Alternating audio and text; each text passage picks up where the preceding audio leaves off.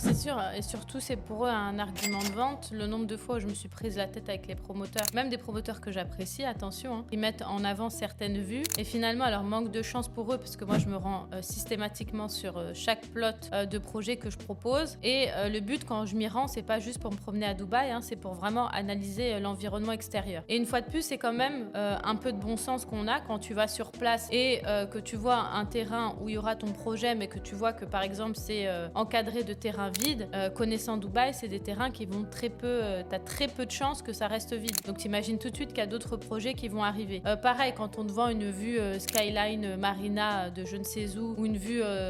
Burj Khalifa de je ne sais où, oui d'accord, alors peut-être qu'aujourd'hui tu l'aperçois, c'est peut-être une réalité, mais faut pas oublier que Dubaï est toujours en construction, tu sais pas ce qui va arriver autour, et crois-moi que très certainement dans 90% des cas, ta vue tu l'auras plus. Donc c'est vrai que moi je fais très attention quand je parle de vue, c'est même très rarement un argument que je mets en avant quand je vends un projet, parce qu'aujourd'hui c'est compliqué de garantir une vue.